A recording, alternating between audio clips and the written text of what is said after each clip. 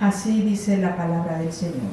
Padre, gracias, mi Dios, porque tu palabra es viva y eficaz y más cortante que toda espada de doble filo, Señor, y penetra hasta partir el alma, mi Dios, y eso es lo que estamos creyendo con esta palabra, Señor, que vamos a dar en esta noche, Señor.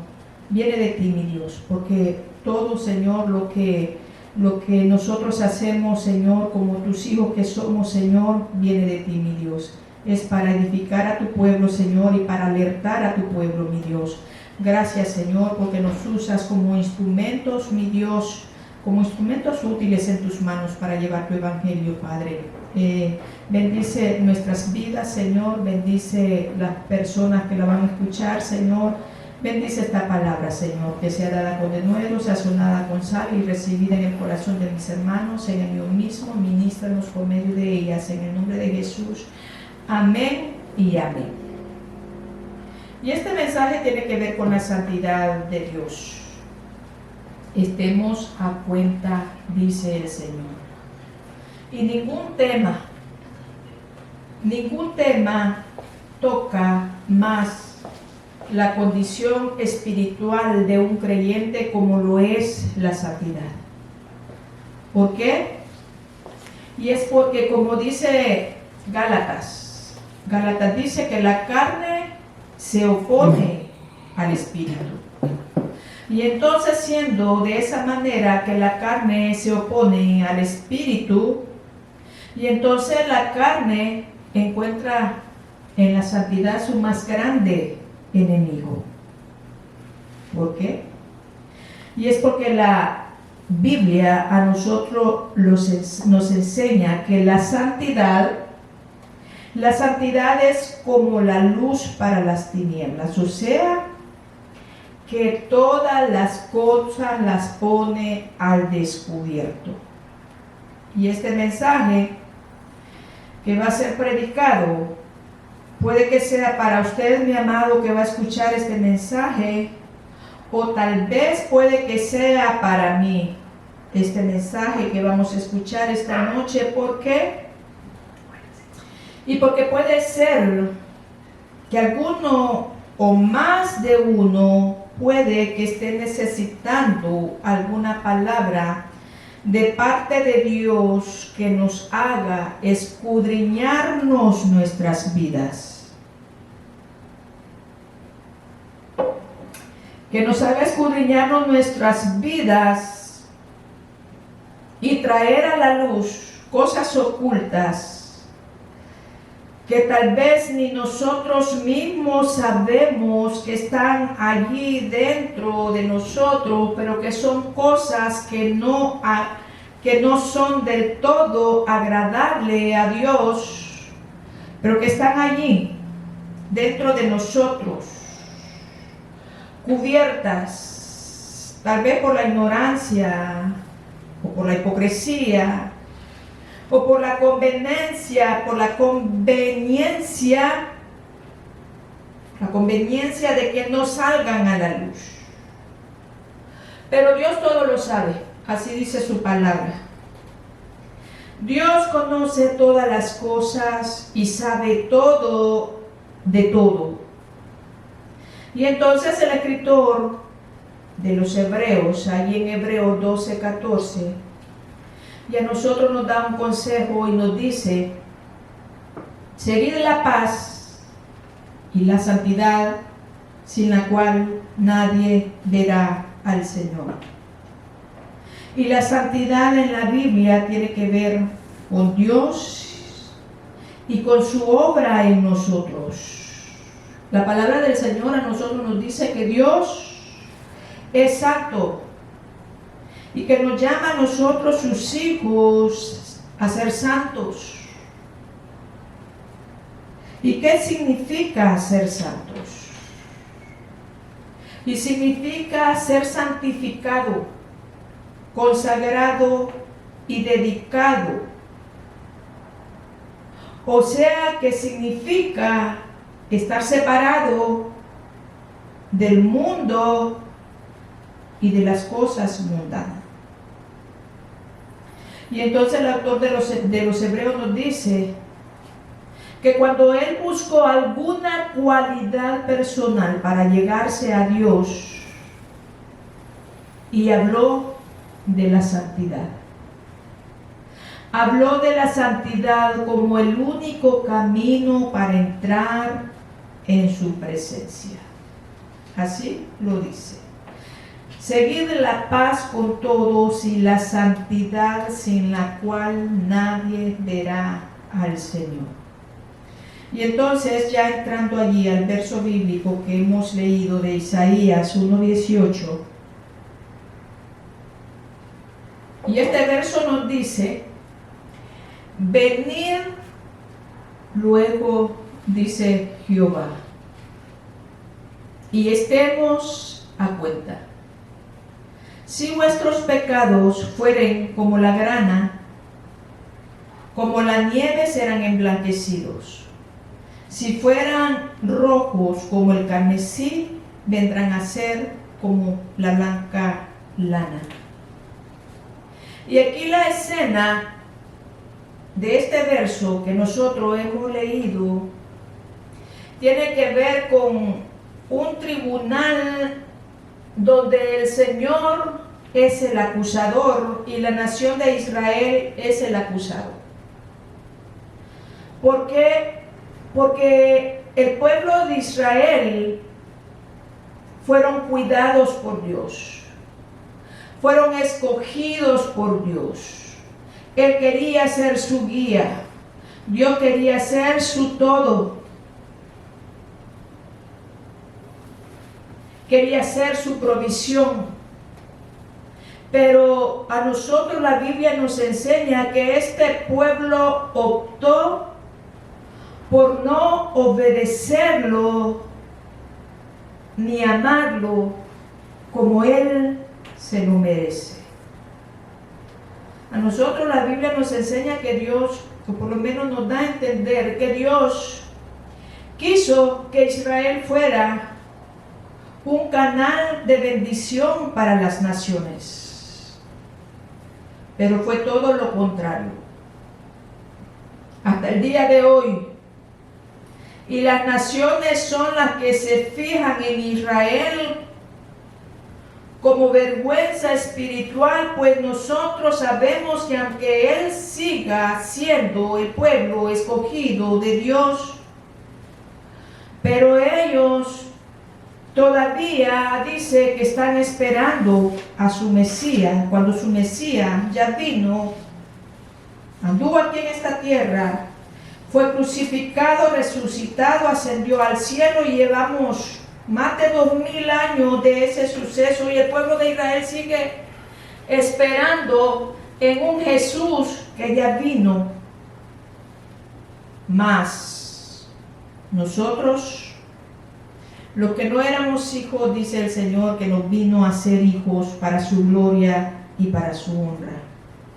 Y entonces este pasaje del verso del capítulo 1 que nosotros hemos leído, en todo el capítulo, fíjese usted que puede que sea este capítulo 1 del libro de Isaías, puede que sea el más detallado que nosotros encontramos en la Biblia para hablarnos sobre la importancia que tiene la santidad en el pueblo de Dios.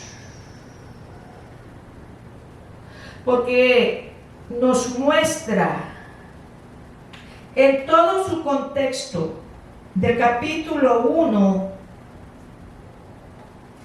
una de las descripciones más gráficas de la naturaleza humana en su estado de composición, capaz de ser comparados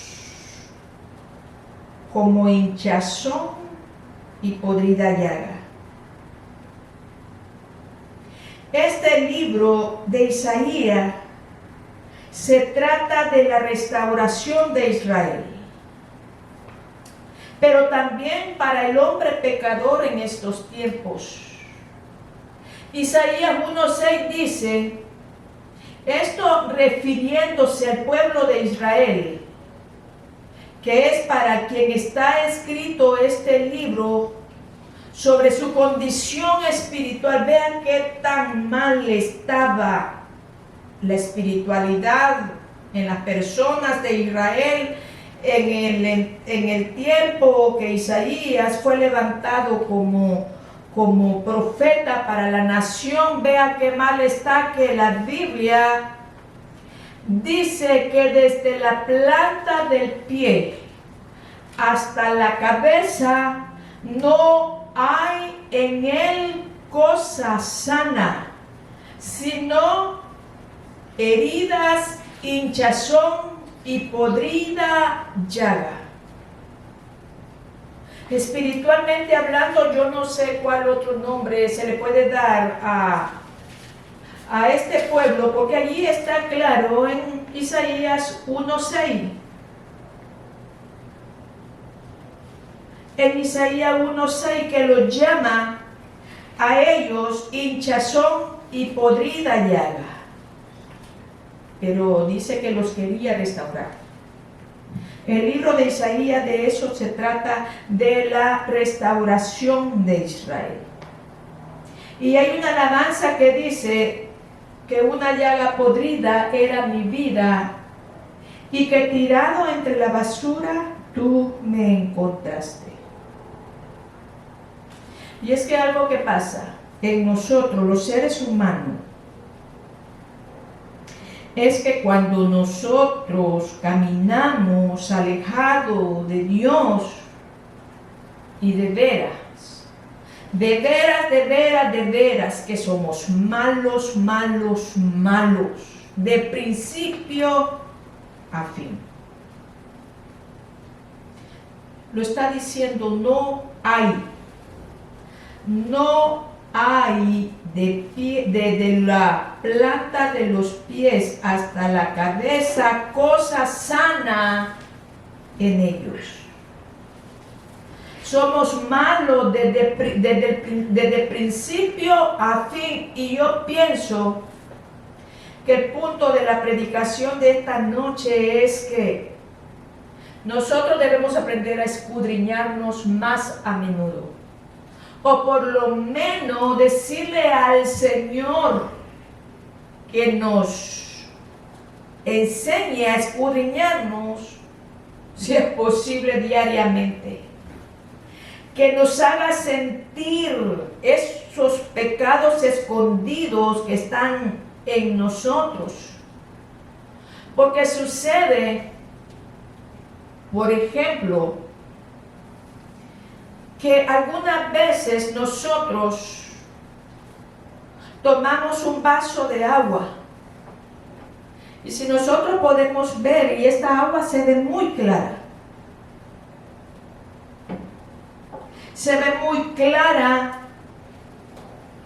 y nos confiamos nosotros, porque tenemos sed, miramos que el vaso está limpio y el agua se mira clara,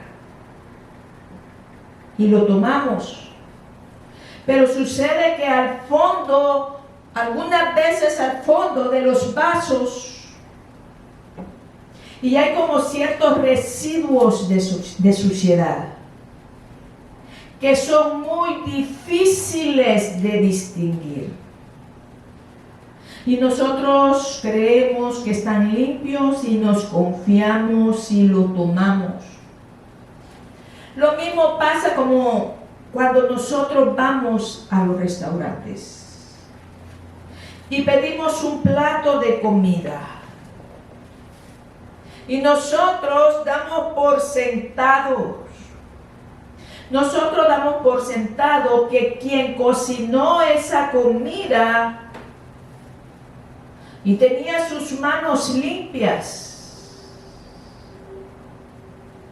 y nos confiamos y no la comemos, pero en verdad nadie sabe quién fue el que cocinó ni con qué clase de especias le echó a la comida, y hay residuos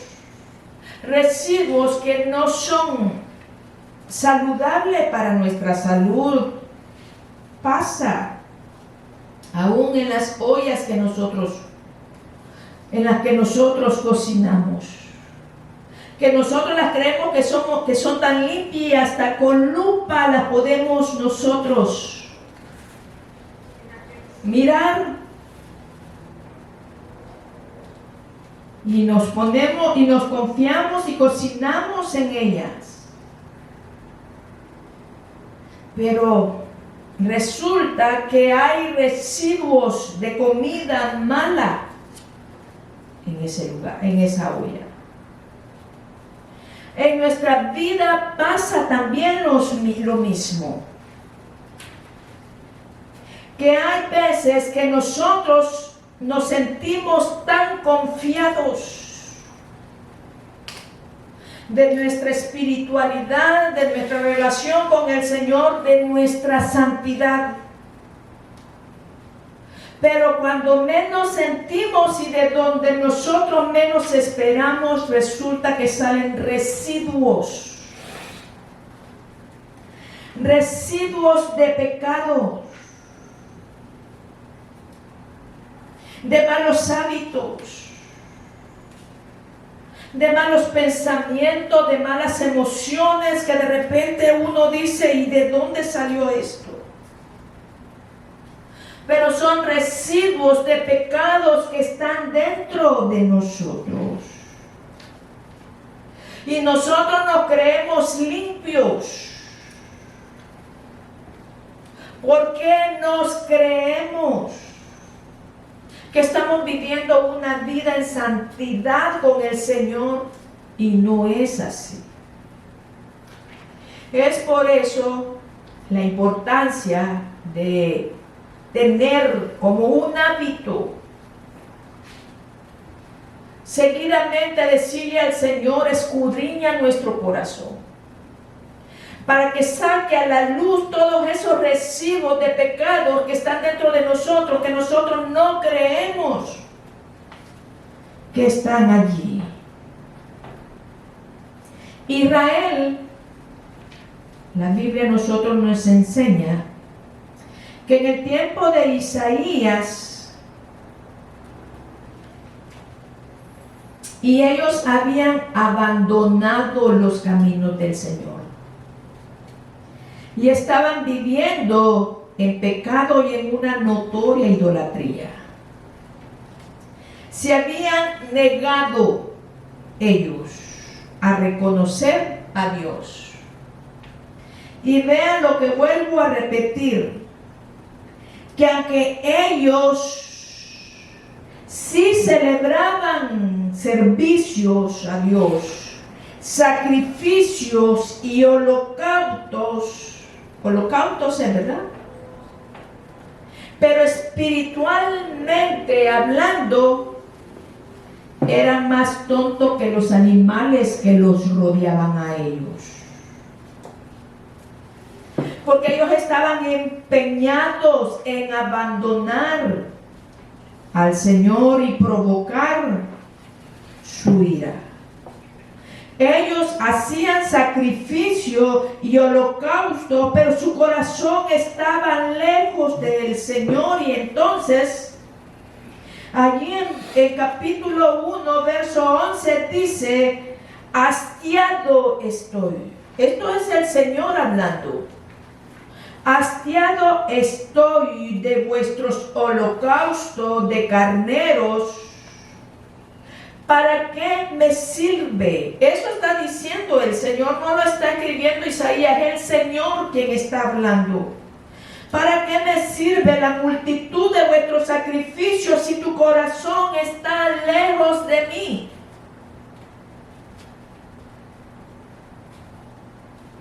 Pero vuelvo a repetir, el libro de Isaías se trata de la restauración de Israel. Y en el verso 2 de capítulo 1 dice: oíd cielos y escucha tu tierra, porque habla Jehová. Crié hijos y los engrandecí, y ellos se rebelaron contra mí. Y yo no sé si a alguien de que escuche esta predicación le va a sonar familiar esta declaración. Yo pienso que a muchos le va a sonar familiar esta declaración porque sí hay hijos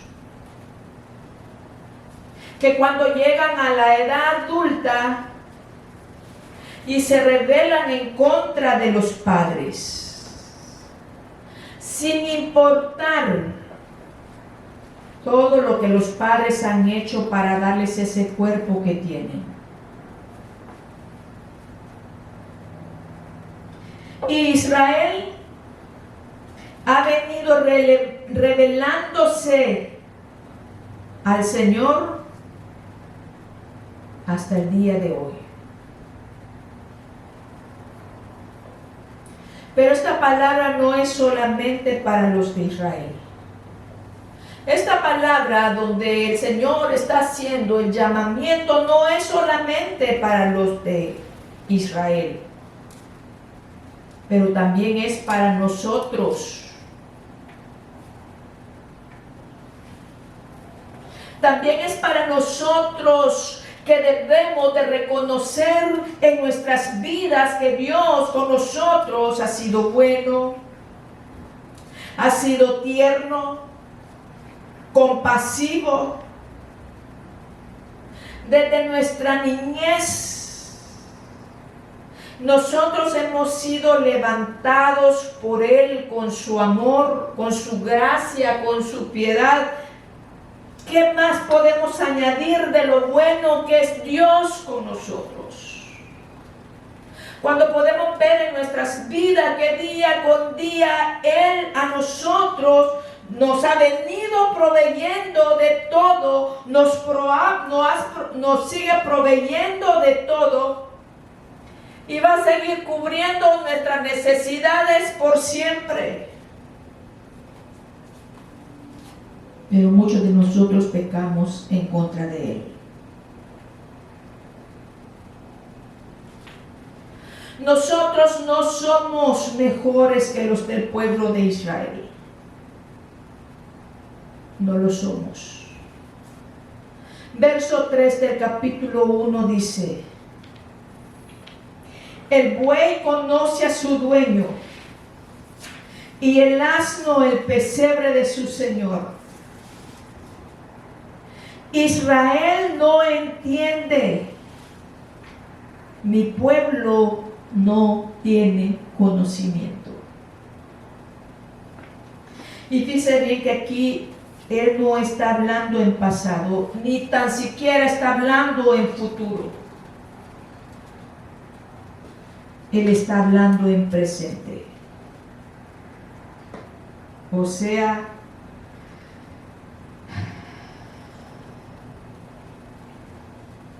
¿qué es para nosotros esta palabra? El buey conoce a su dueño y el asno el pesebre de su señor. Pero mi pueblo no entiende ni tiene conocimiento.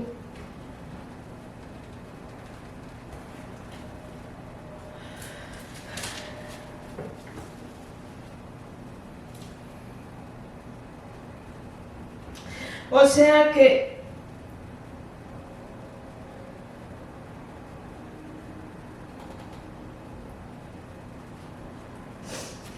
sea que hay una rebelión innata en nuestra vida, o sea que nació con nosotros. En cada uno de nosotros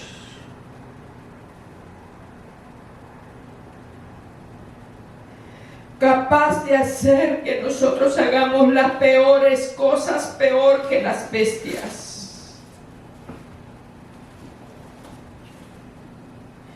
Pues dice que el buey conoce a su Señor.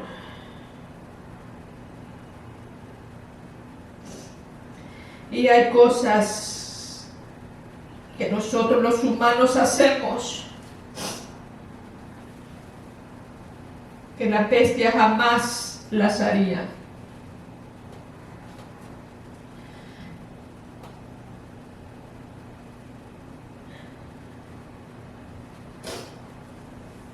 He allí la comparación.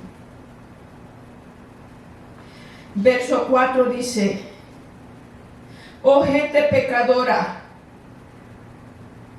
pueblo cargado de maldad, generación de malignos, hijos depravados, dejaron a Jehová,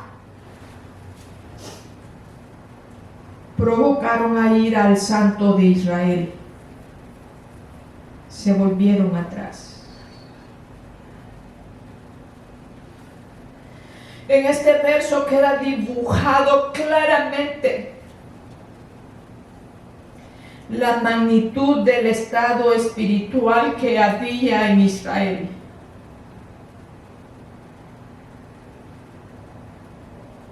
En este verso queda dibujada claramente la magnitud del estado espiritual que puede haber en nosotros. Tengamos cuidado.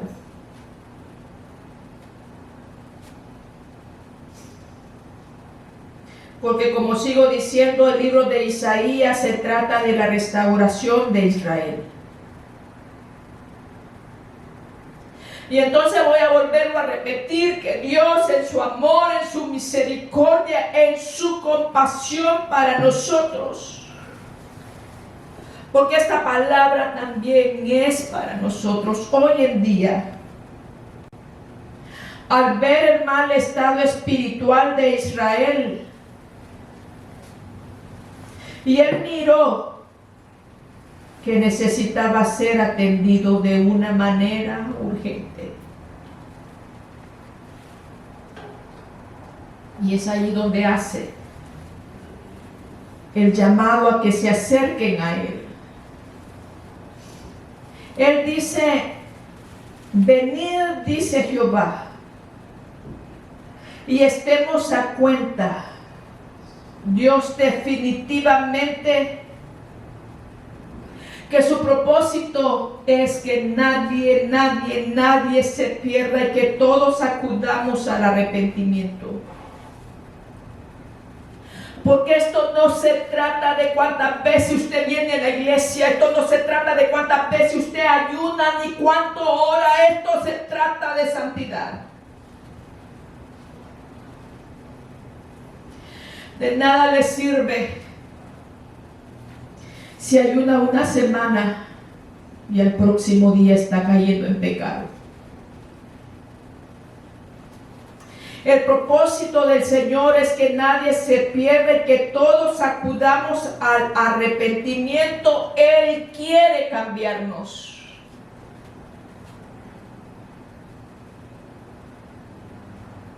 Y es por eso que el Señor ordena: sed santos porque yo soy santo. Y digo, ordena.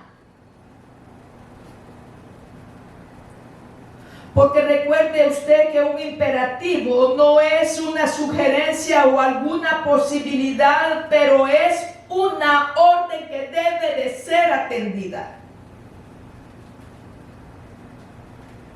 Y entonces cuando él dijo ser santo porque yo soy santo, él no estaba hablando de algo que pudiera ser considerado, sino de algo que debe ser obedecido en todo tiempo.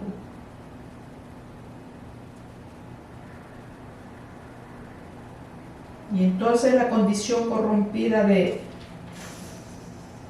Israel y la condición corrompida de los gentiles de este tiempo amerita el llamado urgente de parte de Dios.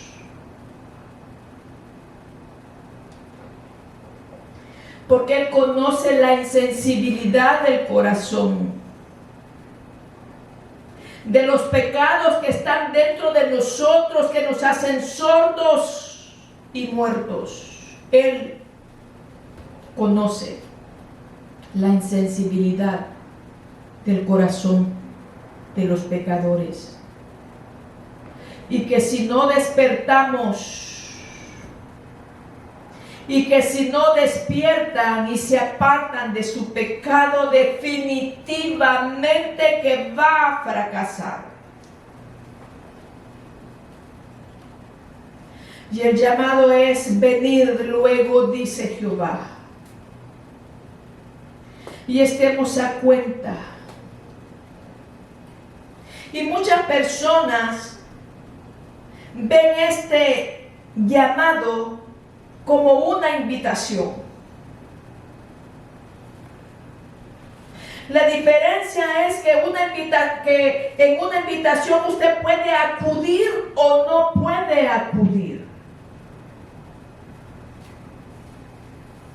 Muchas personas miran este llamado como una invitación a acercarse a Él. Y bueno, tal vez los predicadores por cortesía pueden decir que sí, que es una invitación. Pero pensemos esto. Y cuando nosotros tenemos una confrontación jurídica, y no es que el juez nos manda a invitar para que vengamos a arreglar algo con alguien. Es una orden a ir a resolver un asunto ante un tribunal de justicia. No es: ¿quieres venir a arreglar este desorden que ha causado en contra de él? No es así. Es una orden que nos manda el juez a ir a resolver un asunto ante un tribunal de justicia, y entonces Dios con nosotros, el pecador, Dios ha iniciado una acción jurídica contra nosotros.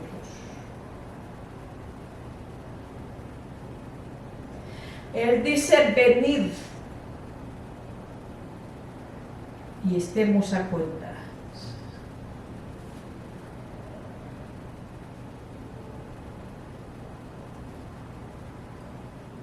Y fíjese bien lo que voy a decir a continuación. Es bueno atender este llamado hoy, porque ahora todavía tenemos el argumento de defendernos.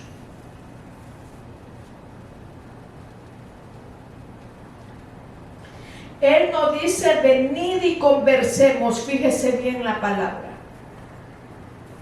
Ponga atención a lo que Él está diciendo. Él no dice: venid y conversemos,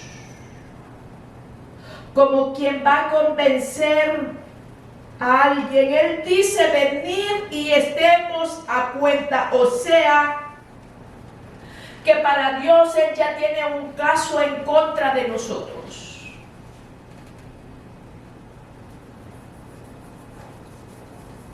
Un caso que necesita ser resuelto. Ese es el llamado: vengan a mí.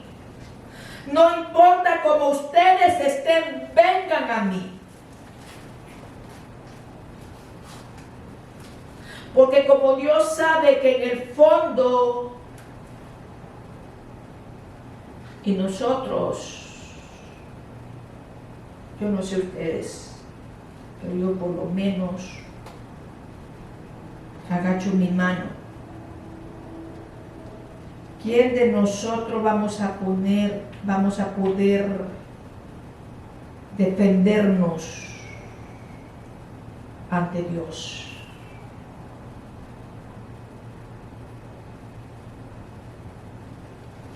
¿Cómo va a llegar usted a la presencia del Señor sabiendo que ha pecado, a defenderse de Él? Ahora, lo grande de este llamado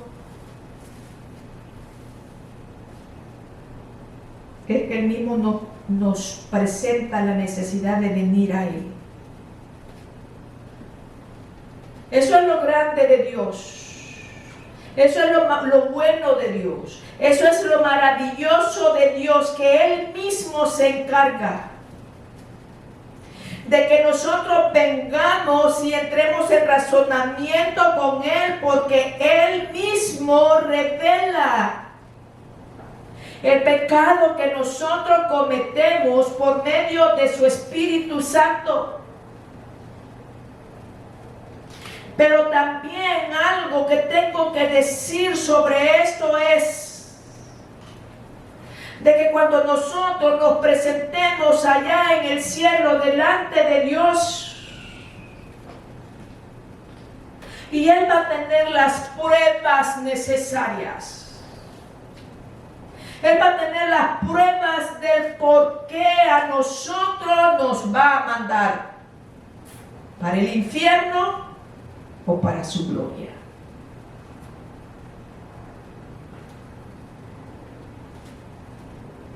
Pero para ese tiempo del que yo estoy diciendo, de que cuando nosotros, nos presentemos al cielo a darle cuentas a Él, Él va a tener las pruebas del por qué nos va a mandar al infierno o al cielo, y ya va a ser demasiado tarde.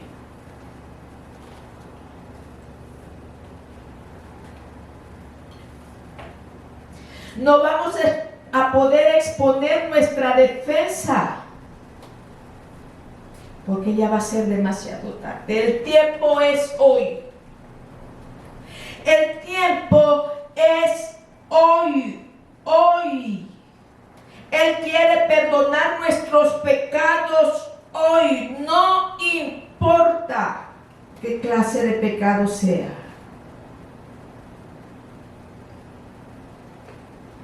Pero debemos acercarnos a Él,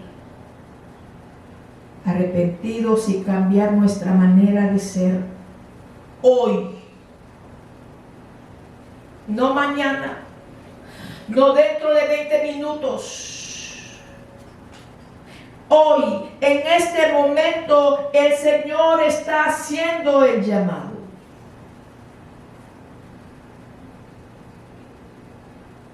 Porque nos quiere perdonar y darnos su salvación.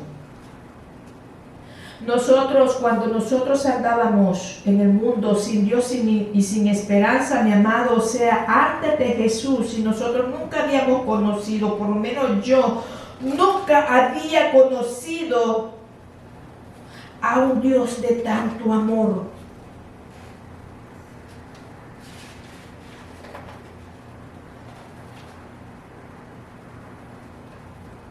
Yo no había conocido a un Dios de tanto amor y de tanta misericordia, que fuera capaz de entrar en un acuerdo con nosotros, aún mirando nuestra condición de pecadores.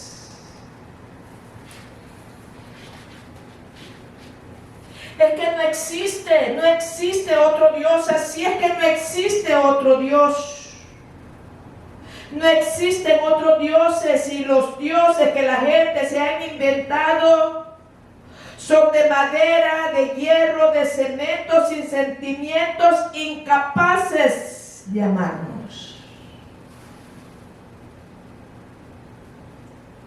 De manera que si vemos, y el texto base que hemos leído dice, venid luego y entremos a cuenta.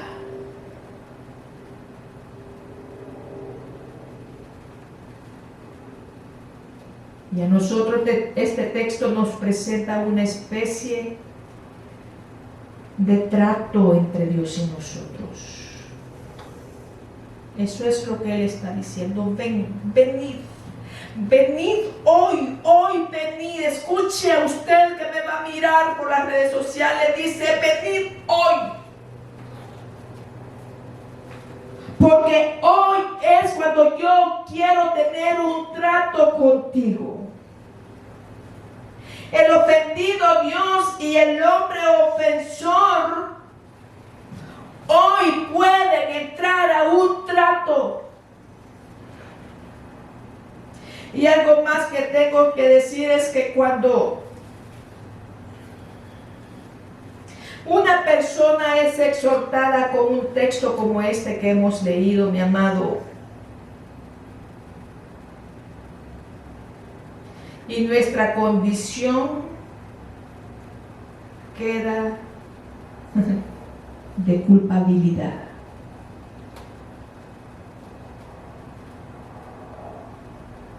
Es que nadie que se acerca a Dios se acerca por ser buena persona. Nadie que se acerca a Dios se acercó solamente para saber quién era Él. Es que la misma Biblia dice que no existe justo alguno sobre esta tierra. Pero es aquí en donde tenemos que ir a la palabra y buscar en ella la respuesta, pues no hay en toda la Biblia un texto que nos prohíba a nosotros la misericordia de Dios, que nos ayude en nuestra pobre condición.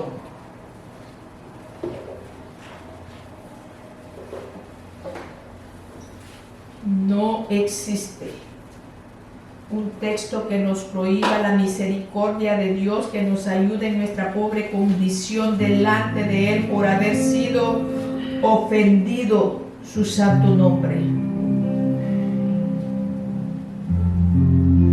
Pues Él mismo nos está llamando: si vuestros pecados, dice, fueren como la grana, como la nieve, serán emblanquecidos.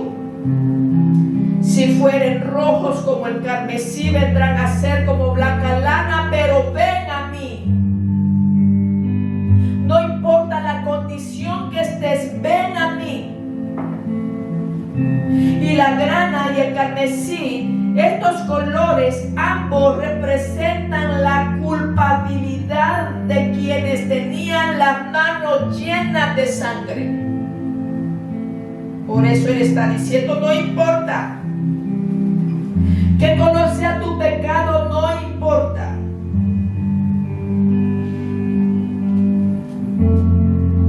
Carmesí y grana aluden a iniquidad y a perversión extrema. Y me preguntaba yo: ¿pero por qué el Señor escogió estos colores? Y es por su notorio brillo. Hay colores que pasan desapercibidos,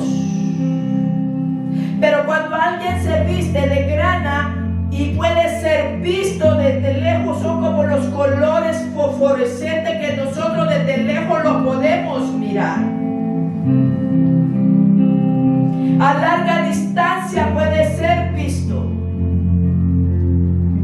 Y eso es lo que nos quiere decir el Señor con esto, y es que hay pecados que algunas veces también son tan llamativos. Hay pecados que nosotros decimos: pero ¿cómo puede ser que tú me quieras perdonar a mí? Si he matado, he violado, he robado, he mentido. Pero déjeme le digo esta noche: hay un detergente para la limpieza de pecados, se llama la sangre de Jesucristo. Él es el que está diciendo que si el pecado es como la grana, por medio de la sangre de Cristo serán emblanquecidos como la nieve. Y si fueran rojos como el carmesí, por medio de la sangre de Cristo serán blancos como la lana. Y ese es el llamado de Dios para nosotros. Y cuando estaba ya terminando este mensaje, el Señor ponía en mi corazón esta palabra muy fuerte y decía: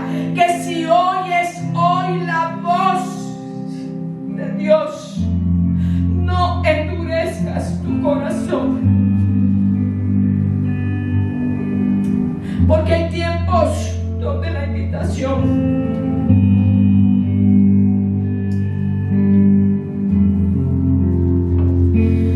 invitación de Dios viene y se agota. Él dice: venid luego. Y no sabemos nosotros si tal vez ya no tengamos otra oportunidad. Hoy es el tiempo aceptable, dice el Señor, de escudriñarnos y entregarnos al Señor. Toda tibieza espiritual, todo mal hábito, todo pecado escondido, Él dice: lo voy a hacer como blanca lana. Es tiempo de entrar a cuentas con Dios. Sin importar cuán grande sea el pecado, Él está listo para perdonarnos y darnos una nueva